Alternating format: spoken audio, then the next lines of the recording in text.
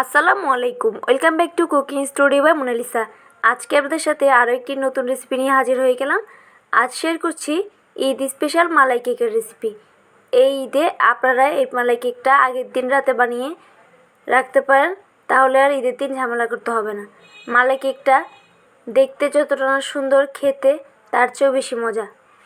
মালাই কেকের জন্য প্রথমে নিয়ে নিচ্ছি একটা নর্মাল টেম্পারেচারে থাকা ডিমটা আগে থেকেই ফ্রিজ থেকে বের করে রাখবেন। যদি ফ্রিজে থাকে কমপক্ষে 30 মিনিট আগে বের করে নিতে হবে।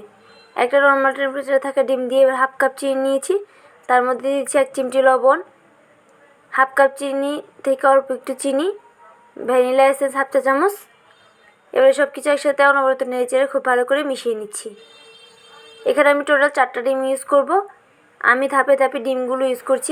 এভাবে ধাপে ধাপে ডিমগুলো ইউজ করলে বিট করতে যেমন সুবিধা হয়, আবার কেকটা অনেক বেশি স্পঞ্জি হয়। একটা করে ডিম দিব আর একটু একটু করে চিনি দিয়ে সেমভাবে বিট করে নিব। এই প্রসেসটা আপনাদের দেখিয়ে বুঝে নিতে হবে, এখানে বলে বোঝানোর কিছু নেই।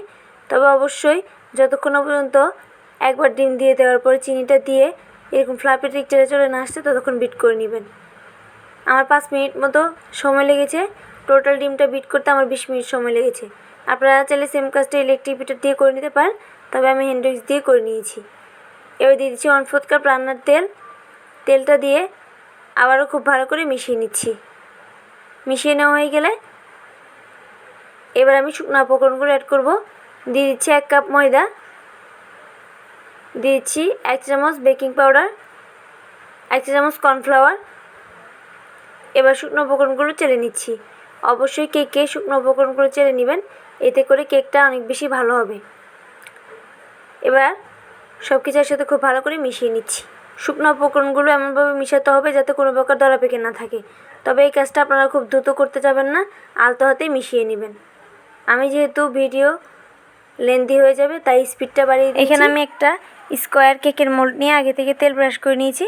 এবার কেকের ব্যাটারটা উপর থেকে দিয়ে চামচের সাহায্যে এবার ঘুরিয়ে দিচ্ছি যাতে করে ভিতরে থাকা বাবেলটা বেরিয়ে আসে। কেকটা বেক হতে থাক, সেই ফাঁকে আমি মালাইটা তৈরি করব। মালাইটা তৈরি করার জন্য এখানে নিয়ে নিচ্ছি 2 কাপ তরল দুধ। এখানে হাফ লিটার তরল দুধ আছে। দিয়ে দিচ্ছি 3 চামচ গুঁড়া দুধ। এখানে আমি আরও 1/4 কাপ চিনি দিয়ে খুব ভালো করে মিশিয়ে নিয়েছি। এবার অনবরত নেড়ে চেড়ে মালাই হয়ে আসা পর্যন্ত অপেক্ষা করছি। কেকটা যখন বেক হয়ে ঠান্ডা হয়ে যাবে তখন এই পর্যায়ে আমি এখানে কেকটা কাঁটা চামচের সাহায্যে খুব ভালো করে ছিদ্র করে নিচ্ছি। ছিদ্র করে নেওয়া হয়ে গেলে মালাইটা দিয়ে 2 ঘন্টার মতো অপেক্ষা করব। 2 ঘন্টা পর মালাই কেকটা রেডি। এবার পছন্দ মতো কাঠবাদাম কুচি, কিশমিশ দিয়ে পরিবেশন করে নিচ্ছি। আপনারা আপনাদের পছন্দ অনুযায়ী ড্রাই ফ্রুটস দিয়ে পরিবেশন করে নিতে পারেন। এবার আমি স্কোয়ার শেপ করে সবগুলো মালাই কেক কেটে নিচ্ছি। আপনারা দেখে নিশ্চয়ই বুঝতে পারছেন মালাই কেকটা কতটা বেশি পারফেক্ট হয়েছে। মালাই কেকটা দেখতে যেমন সুন্দর হয়েছে, খেতে অনেক মজা হয়েছিল।